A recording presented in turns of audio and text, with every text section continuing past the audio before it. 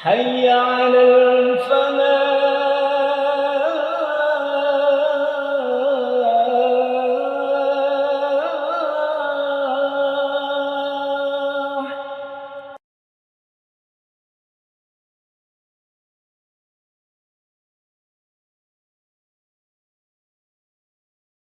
Assalamualaikum warahmatullahi wabarakatuh.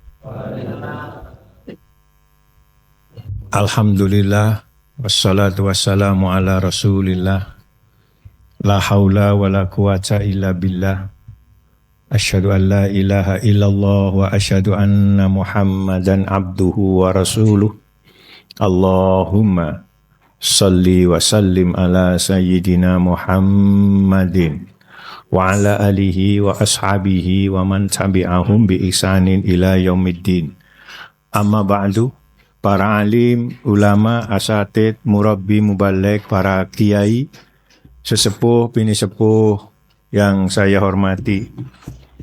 Bapak Ibu jamaah sholat subuh Masjid Al-Falah Surabaya yang saya hormati, muga-muga awake dhewe dipun paringi sehat.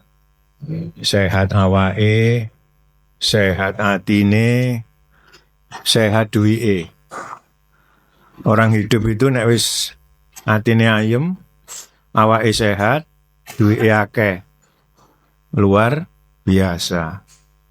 Bukan hanya luar biasa kalau saya itu. Biasa di luar.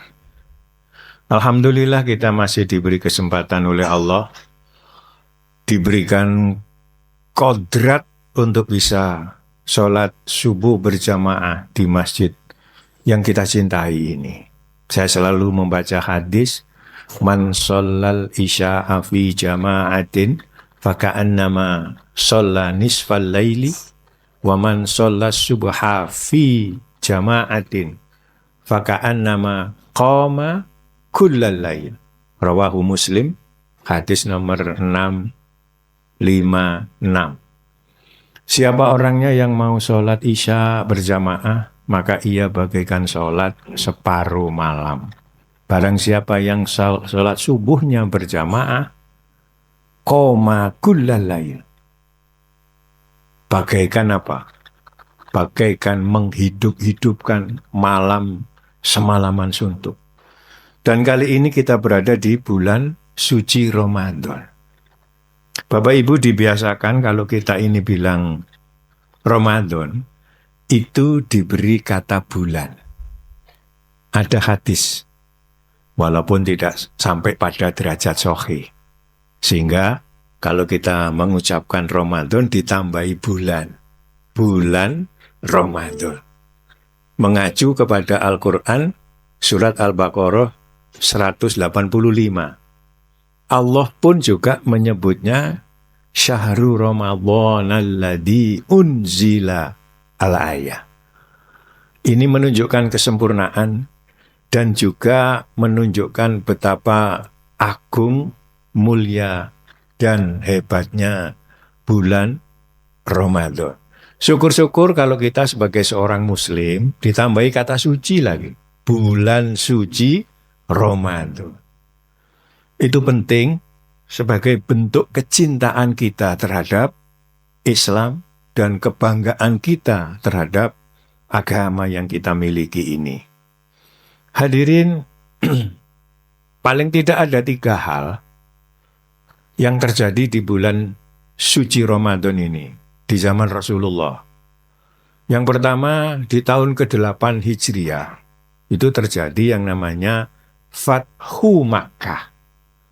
Fathu Makkah itu pembukaan kembali kota Mekah setelah Rasulullah bersama orang-orang muhajirin berada di Madinah hijrah 8 tahun.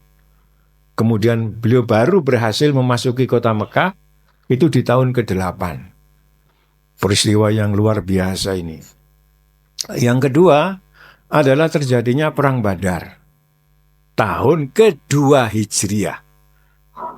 2 tahun setelah Nabi hijrah, terjadilah Perang Badar.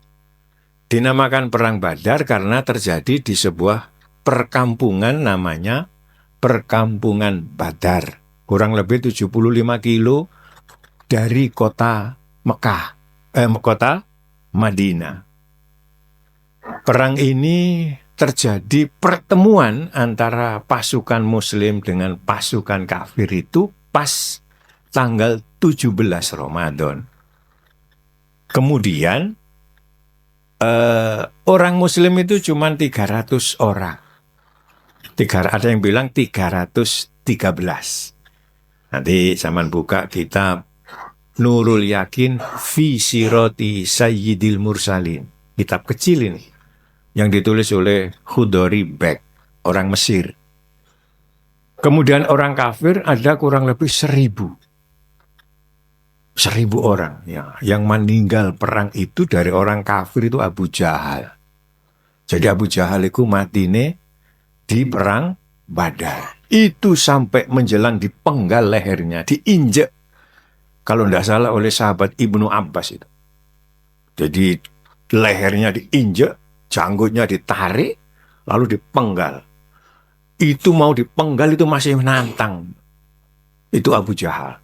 Akhirnya jasadnya dikubur di Badar, di sebuah sumur. Di Badar itu banyak sumur. Cuman sumurnya itu ada yang ada airnya, ada yang tidak. Nah, 7 di antara tokoh-tokoh Quraisy yang mati di medan Badar itu dikubur di sebuah sumur yang sudah kering. 7 orang dijadikan 1. Nah, 7 orang ini orang yang pernah disebutkan Rasulullah ketika masih berada di Mekah. Beliau ini sholat. Di saat sujud oleh orang-orang kafir Quraisy, tokoh-tokoh Quraisy itu, beliau kemudian diberi dalamnya perutnya unta sapi itu. Nek jarene wong Jawa berabeane untuk taruh di kepalanya, nggak bisa bangun. Nggak bisa bangun itu sahabat apa nggak tahu? Tahu. Tapi gak ono sing wani nulungi. Beberapa sahabat kemudian lari ke rumahnya Rasulullah menemui Fatimah. Fatimah yang masih kecil. Fatimah, tolong itu ayahmu sholat itu di pinggiran Ka'bah itu. Fatimah lari, Pak. Lah sing nulungin itu Fatimah. Lah sahabat yang lain tidak berani. Nah, orang-orang tokoh-tokoh Quraisy ya mosok katene berantem dengan anak perempuan yang masih kecil. Fatimah yang nulung. Setelah Rasulullah salam sholat itu, beliau berdoa, ya Allah, kalau diterjemahkan, musnahkanlah orang-orang ini. Lah yang disebut Rasulullah ada 7, Pak. 1 di antaranya Abu Jahal itu. Sudah, lalu yang ketiga di bulan Ramadan ini adalah yang sangat populer di kitab apapun yang menyangkut sejarah. Itu pasti bahwa di bulan Ramadan ini turunnya Al-Quran. Bapak Ibu, nanti kita buka di dalam kitab Al-Majalisus Saniyah, karya Syekh Al-Fansani. Al-Fansani ini hidup pada abad ke-9 Hijriah. Kitab ini kecil tapi lumayan. Syarahnya kitab Arba'in Nawawi yang ditulis oleh Imam Nawawi. Nawawi dari Syria. Bukan Imam Nawawi dari Banten. Nah, kitab Arba'in ini lalu disyarahi. Dijelaskan ya itu. Namanya syarah atau syarah. Di situ disebutkan bahwa semua kitab Allah, Taurat, Zabur, Injil, Al-Quran, itu diturunkan oleh Allah di bulan Ramadan. Hadirin, saya sudah pernah bilang di mimbar ini, Taurat itu diberikan kepada Musa alaihi salam berbahasa Ibrani. Zabur diturunkan kepada Nabi Dawud alaihi salam juga berbahasa Ibrani. Sedangkan Injil diturunkan oleh Allah kepada Nabi Isa Al-Masih itu bahasa Aramaik atau bahasa Aram atau bahasa Suryani. Tidak bahasa Ibrani, tidak. Nah, Al-Quran yang diturunkan kepada Kanjeng Nabi Sallallahu Alaihi Wasallam Ini berbahasa Arab. Kalau kita melihat wahyu Allah itu ada dua fase Quran ini turun. Dari Lauhil Mahfud atau Baitul Izzah, lalu turun ke langit dunia, sama dunia. Saya mencari di beberapa kitab apapun. Saya yakin ini pasti dimuat ketika bicara tentang turunnya Al-Quran. Dari Lauhil Mahfud, Baitul Izzah, lalu diturunkan ke sama dunia, ke langit dunia. Inilah diturunkan secara utuh, lengkap 30 juz. Setelah dari langit dunia ini, kemudian Jibril menyampaikan, menurunkannya kepada Nabi Shallallahu Alaihi Wasallam. Ini yang pertama kali di Gua Hira, ini tanggal 17 Ramadan. Yang dari Lauhil Mahfud ke langit dunia, ini yang kemudian waktunya, bukan Qur'annya. Waktu istimewanya diberikan oleh Allah setiap tahun, ini yang kemudian dikenal dengan istilah Lailatul Qadar. Sedangkan dari langit dunia kepada Kanjeng Nabi, tanggal 17 Ramadan, ini yang kemudian dikenal dengan istilah Nuzulul Quran. Hadirin, kalau kita mengacu kepada tauhidnya Asy'ariyah atau tauhid Al-Maturidiyah, dikatakan Asy'ariyah karena mengacu kepada pencetusnya namanya Abu Musa Al-Asy'ari, dinamakan tauhid Maturidiyah juga mengacu kepada tokoh pencetusnya namanya Al-Maturidi, Abu Musa Al-Asy'ari dan Abu Mansur Al-Maturidi. Menurut pemikiran Al-Maturidiyah atau Al-Asy'ariyah, wahyu Allah ini yang disebut Al-Quran kepada Nabi Shallallahu Alaihi Wasallam itu tanpa huruf, tanpa suara. Tanpa huruf, tanpa suara. Pola pemikiran ini untuk menghindari bahwa Allah itu mujassimah. Allah itu berjisim seperti benda ini. Makanya kemudian firman Allah itu tanpa huruf, tanpa suara. Ini pemikiran Syekh Abu Mansur Al-Maturidi dan Abu Musa Al-Asy'ari. Kalau sampai mendefinisikan Al-Quran itu punya huruf dan punya suara, nanti sama dengan omongan kita ini. Dan itu tidak boleh terjadi, karena Al-Quran sudah membatasi laisa kamislihi syai'un. Pemikiran ini dalam, Pak. Oleh karena itu ketika Allah ini berfirman, itu dalam sisi bahasa ada dua kata. Yang pertama adalah dengan kata kalam, yang kedua dengan kata kalimah. Allah mempunyai sifat wajib yang ada dalam dirinya itu 20.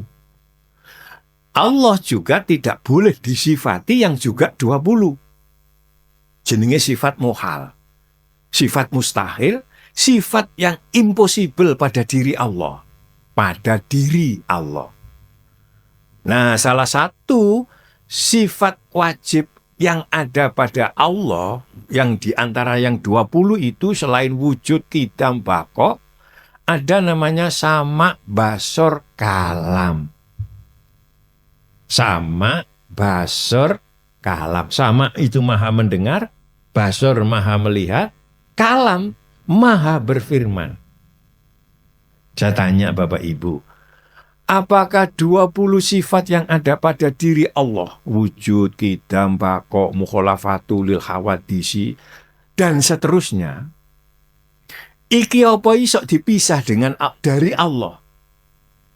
Gak bisa. Sama dengan kita. Kita ini punya sifat kudrat, punya irodah, punya sifat sama, sifat basor, sifat kalam.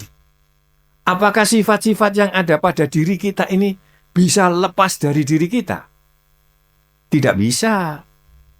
Berarti sifat Allah kalam, sama, basor, wujud, ini kodim. Kodimnya sakpiro, kodim sekodimnya Allah. Begitu juga dengan diri kita ini. Kita punya telinga, punya mata, punya mulut, punya hati, sehingga muncul iroda, kudrot, dan seterusnya. Ini juga kodim sekodimnya manusia.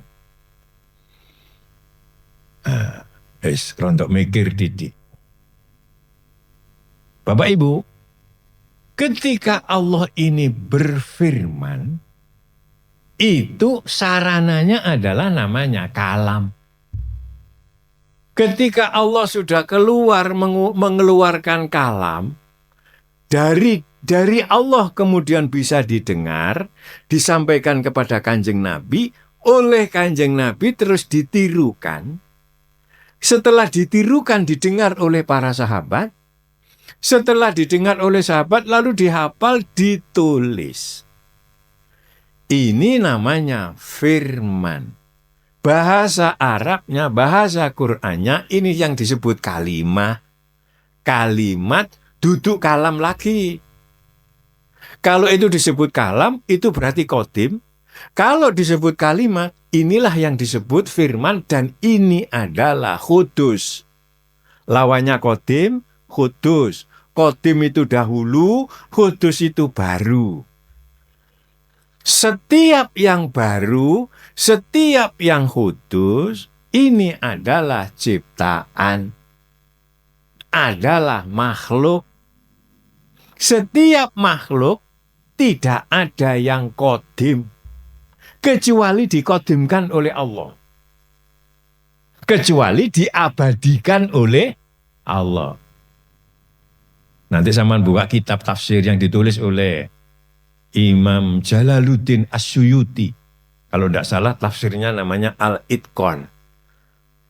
Itu ada beberapa makhluk Allah yang diabadikan, yang dikodimkan. Ruh, Lauhil Mahfud, kursi, surga dan nikmatnya, neraka dan siksanya, tulang ekor, kemudian ars. Satu lagi saya lupa. Ya, nanti sampean klik di Mbah Google, 8 makhluk Allah yang diabadikan. Nah, ini kan tetap makhluk, tapi oleh Allah diabadikan. Lah, Quran itu sifatnya kodim dan abadi. Yang sudah ditulis, disuarakan, hurufnya ada, ini adalah makhluk, ini adalah baru. Makanya sejak mazhab Hanafi itu sampai diwangi melebu penjara karena mempertahankan ideologi bahwa Quran itu kodim. Makanya ono syair yang sangat populer setiap menjelang sholat itu di masjid-masjid. Judulnya itu syair tanpa waton. Al-Quran kodim, wahyu minul yo, tanpa ditulis iso diwoco. Ini populer syair ini yang bikin Gus Nidom, orang kiai dari Wonoayu Krian. Beliau itu kuliahnya di Universitas Al-Azhar di Mesir, mengambil jurusan Al-Lughah Al-Arabiyah. Terus pulang, membuatlah sebuah syair, diberi judul Syair Tanpa Waton, yang syair ini mirip sekali dengan suaranya Gus Dur. Nah, sehingga sampai Gus Dur bilang apa? Bahwa orang-orang bilang iki sing nyanyi Gus Dur. Akhirnya Gus Dur ya gregeten. Wong aku iki gak melok-melok kok dielok-elokno. Akhirnya Gus Dur nyeluk MH Ainun Najib, orangnya masih hidup itu. Nun, napa Gus? Ngomong ambek wong-wong iku duduk syairku. Iku lho, syair iku asale teko nggone orkes gambus. Al-Misri, Sumombito, Jombang. Jadi biyen niku Pak, zaman kula cilik, niku ana grup orkes gambus jenenge Al-Misri. Nah, gambus ini setiap kali pentas itu menggunakan syair selamat datang. Selamat datang kami ucapkan para hadirin sekalian. Lagunya persis kan? Ngawiti ingsun marang si. Saya ngomong ini tidak ada muatan apa-apa. Ini murni pure bicara tentang sejarah. Nggak dikira aku ke fanatik karo si A si B. Enggak. Biar kita juga tahu gitu loh. Nah, syairnya itu kan ada kalimat yang bagus.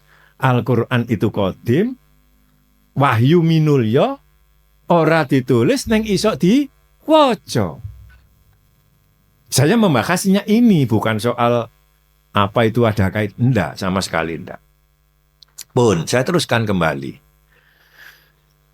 Kemudian kalau kita melihat surat An-Nisa ayat 171, niku enten ayat niku ngeten, Pak. Ya ahlal kitab la taghlu fi dinikum wa la taqulu 'ala Allahi illal haqq. Illal haqq. Niku nek diwaca waqo. Innamal masihu Isa benu Maryama Rasulullahi wa kalimatuhu. Innamal masihu. Jadi bahasa Arab itu nek dikai innama di depannya, itu belakangnya harus dibaca rofa. Nek inna belakangnya harus dibaca a. Namanya adatul qasri. Alat untuk meringkas. Nah, ini kalau menerjemah harus dikasih kata hanya. Innamal masihu Isa benu Maryam. Sungguh Isa putra Maryam hanya. Nah, gitu kalau menerjemah. Hanya apa? Rasulullahi wa kalimatuhu. Hanyalah dia utusan Allah, wa kalimatuhu, dan kalimatnya Allah. Terusnya ayat alqaha ila Maryama wa ruhum minhu. Dan Isa itu adalah ruhum minhu, ruhnya dari Allah. Apa? Saya jauh sekali membawa ayat ini, Pak. Bapak Ibu, ayat ini menjadi andalan. Nun sewu, tanpa menghina agama lain. Ayat ini menjadi andalan orang Kristen para pendeta. Salah satunya adalah Bambang Nursena. Dia ini bukan pendeta, tapi pinter tentang tentang kekristenan. Dia pernah bilang, saya lihat di YouTube itu, dia bilang begini, bahwa Yesus itu adalah firman Allah yang nuzul ke dunia. Kalimatnya pakai nuzul, coba. Yesus itu adalah firman Allah yang hidup di dunia, yang nuzul ke dunia. Nah, orang-orang ini, mereka mencari justifikasi, Pak. Mencari legalitas, mencari dukungan. Quran, Islam, tidak boleh. Islam itu agama yang berdiri sendiri, punya jati diri sendiri. Sama sekali tidak ada jiplakan teko agama lain. Nah, dia ini meyakini bahwa ben koyok Kanjeng Nabi duwe Quran, kan inna anzalnahu fi lailatul qadar. Quran itu diturunkan kepada Kanjeng Nabi. Nah, mereka juga ikut-ikutan mengacu kepada Al-Quran, coba. Bahwa apa? Loh, Isa itu loh, utusan Allah wa kalimatuhu. Kalimatuhu itu adalah firman Tuhan. Oh, nek ngono Isa Yesus iku adalah bagian dari Allah. Bukti nanti alqaha ila Maryama wa ruhum minhu. Dan Isa itu adalah ruhnya Allah. Orang kekristenan meyakini bahwa Allah yang mereka sebut Bapa itu adalah ruh. Oh, nek ngono Yesus iku adalah ruhnya Allah. Berarti Yesus iku Allah. Apakah melenceng ini? Karena dia tidak ngerti bahasa, Pak. Andaikan Al-Quran menggunakan kalimat innamal masihu Isa benu Maryam Rasulullahi wa kalamuhu, maka konsep ini benar. Tapi Al-Quran tidak mungkin salah. Allah menggunakan kalimat apa? Innamal masihu Isa benu Maryam Rasulullahi wa kalimatuhu. Kalimatnya, kalimat inilah yang disebut firman. Berarti ketika saya ngomong, andaikan saya ini Tuhan, terus saya ngomong diel, panjenengan bisa mendengar. Dari omongan saya kemudian jenengan tulis. Inilah yang disebut firman, dan ini adalah baru, dan ini adalah makhluk. Tapi alat untuk saya ngomong, ini adalah kalam. Sehingga ada bedanya. Kalau yang kalam ini kodim, kalau yang kalimat yang sudah ditulis itu kudus. Ini soal akidah.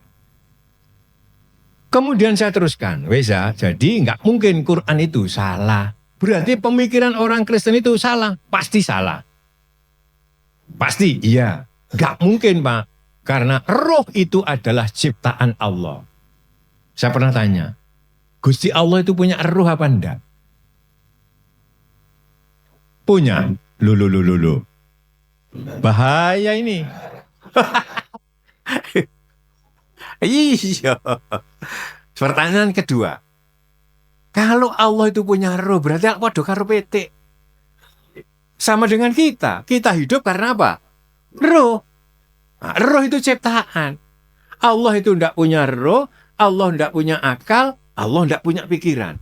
Allah lah yang menciptakan roh, menciptakan akal, dan menciptakan pikiran. Hidup maha hidupnya Allah bukan karena roh. Nah, ini pentingnya ngaji, Pak.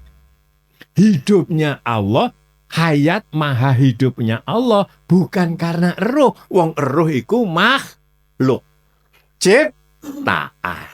Lah bagaimana maha hidupnya Allah? Jawabnya sudah ada, surat Asy-Syura tadi ayat 11. Laisa kamislihi syai'un. Ini benteng iman, Pak. Nah, mungkin orang-orang tidak pernah menceritakan sedetail ini karena ini kan berat. Wis poso weteng luwe, ya. Mikir jeru-jeru, utang akeh. Uang THR gurung mudhun, ya. Nyambut gawe ruwet. Ya, tapi ini kan penting. Harus tahu, harus. Taurat kepada Musa itu pakai bahasa Ibrani. Zabur kepada Nabi Daud alaihissalam bahasa Ibrani. Injil pakai bahasa Aramaik. Al-Quran pakai bahasa Arab. Makanya secara definitif yang namanya Al-Quran itu firman Allah, wahyu Allah, diturunkan kepada Nabi SAW untuk seluruh umat melalui Jibril berbahasa Arab. Berbahasa Arab. Apa itu? Inna anzalnahu Qur'anan Arabiyan. Dan membacanya adalah ibadah. Ini definisi Quran. Kenapa bahasa Arab? Nah, ini penting. Bapak Ibu, kalau kita ini ngomong bahasa Indonesia kita, itu ada berapa kosakata? Berapa? Ayo, siapa yang tahu? Nanti saya tanya di Google, berapa kosakata bahasa Indonesia? Paling mentok 210.000. Jadi awake dhewe ngomong telung dino telung bengi gak mandek. Misalkan ngomong pakai bahasa Indonesia telung dino telung bengi gak mandek. Itu mentok ngomongan itu hanya 210-an ribu kosakata. Bahasa Inggris hampir sama. Bahasa Arab itu mempunyai kosakata lebih dari 12 juta. Jadi zaman ngomong sak minggu bahasa Arab, dialog sak minggu gak leren belas, Pak. Itu masih belum habis kosakata bahasa Arab. Wong 12 juta lebih. Ini loh kenapa Gusti Allah itu milih Quran berbahasa Arab. Dan itu tidak main-main. Luar biasa, Pak. Di dalam pemikiran Imam Syafi'i itu beliau punya satu kitab, namanya kitabnya itu apa itu kitabnya? Saya kok ya lupa. Majmu'ul Ulumi wa Matli'un Nujum. Karya Imam Asy-Syafi'i. Majmu'ul Ulumi wa Matli'un Nujum. Nah, beliau itu sudah menghitung, Pak. Huruf alifnya berapa sampai iya iku ono. Nah, Quran itu kan sudah populer, ada 30 juz, 4 bagian. Nah, 4 bagian ini Taurat, Zabur, Injil, Al-Quran. Yang 4 bagian disebut Sab'ut Tiwal. 7 surat yang panjang mewakili Taurat. Kemudian yang kedua Mi'ain, jumlah surat yang ayatnya cuma 100-an, mewakili kitab Zabur. Sing nomor 3 Injil itu adalah Tawasin. Surat-surat yang diawali dengan huruf to, si, mim. Ini sudah masuk dalam Al-Quran. Taurat, Zabur, Injil sudah masuk dalam Al-Quran. Kemudian ada 114 surat, 6.666 sing umum iki. Gampang menghitung. Itu 6.666 ayat. Imam Syafi'i sudah menghitung ada 1.027.000 huruf. 1.027.000 huruf. Ada 1.023.000 titik. Saman tahu ngitung ini? Nggak tahu. Nah, Quran yang sebegini singkat, yang cuma 30 juz itu, Pak. Sampai hari ini belum ada yang menandingi kitab suci yang bisa digali sedalam Quran. Perlu bukti. Enggak melaku-melaku tenggene Taman Mini, Pak. Di sana ada namanya Bait Al-Quran. Di situ disimpan Al-Quran, itu ada 115 jilid. Kalau enggak 116 jilid. Disimpan sampai sekarang. Dan ini masuk muri. Nek sama duit-duit melaku-melaku tenggane Uni Emirat Arab. Di sana ada satu Al-Quran tafsir itu, tafsir terbesar di muka bumi. Jumlahnya tidak main-main, 850 jilid. 850 jilid niku nek dideleten gene Al-Falah niki ya kebek iki. Belum ada, Pak, menggali kitab sebesar Al-Quran. Belum ada sampai hari ini. Dan kitab ini tidak dijual belikan. Disimpan sampai sekarang di Uni Emirat Arab. Ketika mau dibeli, salah seorang dari Indonesia, namanya Kiai Haji Abdul Qayyum Mansur, orang Lasem ya. Beliau itu sudah mau beli, Pak. Berapapun mau dibeli. Apa katanya si kedutaan? Ini adalah warisan Nabi, jawabnya. Sehingga tidak dijual. Kenapa kok belum menyatakan ini warisan Nabi? Mergo ono hadis al-ulama warasatul anbiya. Itu luar biasa, Pak. Sampai hari ini sebegitu hebatnya Al-Quran. Baik yang qadim maupun yang kudus. Itu masih terjaga dengan baik. Orang Nasrani sampai hari ini, Pak, untuk membuktikan di kitab Tauratnya, Zabur yang dia anut, gak iso. Karena apa? Karena orang Kristen, orang Nasrani mempunyai kitab tertuanya sudah pakai bahasa Yunani. Padahal Taurat itu Ibrani. Loh, saiki di sana ada, Pak, nang Israel itu Injil yang bahasa Ibrani. Itu sudah terjemahan dari bahasa Yunani, bukan bahasa Ibrani yang pernah turun kepada Musa. Itu. Lah, yang terakhir, karena ini Quran wahyu Allah, lalu Allah sesuai dengan janjinya. Dalam surat Al-Hijr, Inna nahnu nazalna dzikra wa inna lahu lahafizun. Kami yang menurunkan, sungguh kami pula yang menjaganya. Karena ini dari Allah, Allah sendiri yang menjaganya. Gimana cara menjaganya? Allah menjaganya di Lauhil Mahfuz. Manusianya dihafal. Ada lebih dari 2 juta penduduk Indonesia yang menghafal Quran. Saya tadi malam sholat raweh di Masjid Jemur, Masjid Arafah. Saya senang di situ, Pak. Kok kenapa? Sing ngimami anak-anak hafal Quran. Di situ kan ada madrasah penghafal Quran, namanya As-Sulaimaniyah. Roto-roto setahun hafal. Masya Allah. Barokah, Pak. Jamaah karo arek-arek penghafal Quran. Barokah itu. Loh, sampai ini. Selain dihafal Quran itu, ditulis, Pak. Ditulis. Sampai sekarang. Ini namanya Mushaf Utsmani.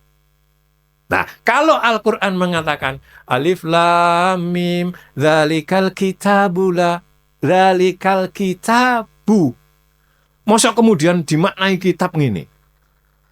Nah, inilah yang disebut kitab itu bisa bermakna aturan, berarti undang-undang, ketetapan, hukum syariat. Alkitab yang dimaksud oleh Allah Dzalikal Kitabu. Wong ketika ayat itu turun, kan belum ditulis. Lah apa kok diarani Alkitab?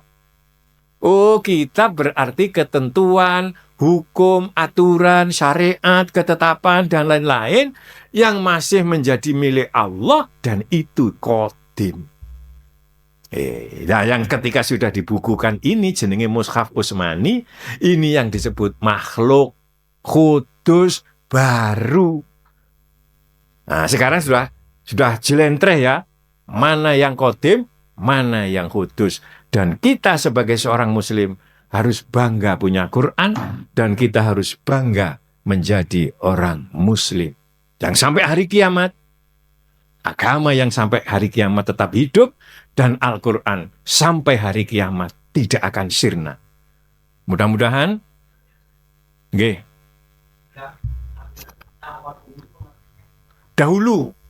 Dahulunya Quran sama dengan dahulunya Allah yang tidak berawal, tidak berakhir. Itu namanya qadim.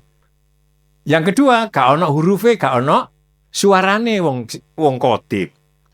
Kalau Quran ada suara dan ada huruf, ini yang sudah dibukukan. Nggih, ini sudah kudus. Kalau yang qadim, ndak ada huruf, ndak ada suara. Kalau yang qadim ini ada huruf, ada suara, nanti Gusti Allah malih mujasima. Mujasima itu seperti benda. Kan pakai hak, seperti hadis. Hadis itu kan baru maknanya. Pakai sa. Hadis kudus sama. Bukan qaf, tapi hak kudus.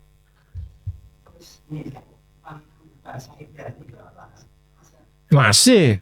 Kalau zaman ke Palestina, itu pakai bahasa Ibrani. Palestina. Iya. Tapi Bible yang sekarang, yang bahasa Ibrani yang sekarang, itu bukan Taurat yang pernah diturunkan kepada Musa yang berbahasa Ibrani. Apa? Karena Injil yang tertua ditemukan itu sudah bahasa Yunani. Nah, iki wis gak iso mbuktekno wong Nasrani yo gak erus endi sing asli, apalagi orang Islam ndak punya kepentingan. Jadi kalau ada ustadz ngomong bahwa Injil yang sekarang itu palsu, itu keliru kalimat ini. Dia ndak palsu, Pak. Apa sing dipalsukan? Nek sampean ngomong palsu, kudu roh endi asline. Jadi nek ngono Bible-nya orang Kristen yang sekarang itu asli. Asli dari mana? Asli bahwa dulunya berbahasa Yunani. Itu baru betul. Bukan palsu, bukan. Nek sampean ngomong palsu, pasti sama ditanya, endi asline? Ayo, bingung sampean. Kita untuk apa? Jadi itu. Nah, saya ngomong gini bukan berarti menghina agama lain, bukan. Ini sekedar perbandingan. Islam sudah jelas-jelas melarang menghina, menghujat agama lain. Pun nggih, iki nek diterusno nggih jero kula nggih wedi ngene iki mengkorok. Nggih. Mudah-mudahan penambahan ilmu bagi kita, sisa umur kita barokah, rezeki kita barokah, rumah tangga kita sakinah mawaddah warahmah, anak cucu kita soleh soleha, Kalau yang hadir ini ada yang sakit, keluarganya sakit, mudah-mudahan segera sembuh. Ada yang punya cita-cita mulia, Allah segera mengabulkan. Yang dilanda problem hidup yang sulit, Allah segera memberi jalan keluar. Mungkin masih ada di antara kita ini yang punya hutang banyak, Allah segera memberi kemampuan untuk bisa segera melunasinya. Yang belum punya anak, cucu, menantu, Allah segera memberikannya yang baik. Ada di antara kita, keluarga kita yang belum ketemu jodohnya, Allah segera memberi jodoh yang baik. Jodoh yang bisa menghantarkannya ke jenjang pintu surga. Anak cucu kita yang masih sekolah, kuliah, hidup di pondok pesantren, semoga ilmunya manfaat. Kita semua yang sudah haji tetap mabrur dan bisa kembali. Yang belum haji segera diberi kemampuan Allah untuk bisa ziarah Mekah Madinah di usia yang masih sehat. Allah mencatat kita calon-calon penghuni surga, meninggal dalam keadaan husnul khotimah. Allah menghidupkan Al-Quran dalam jantung hati kita. Dan Allah membimbingnya dengan Al-Qurannya. Allahumma ahillahu alaina bil yumni wal imani wal wassalamati wal islami. Rabbi wa rabbukallah. Rabbana atina fid dunya hasanah. Wa fil akhirati hasanah. Wa qina adzabannar. Wa sallallahu ala sayyidina Muhammadin. Walhamdulillahi rabbil alamin. Terima kasih, mohon maaf. Wassalamualaikum warahmatullahi wabarakatuh.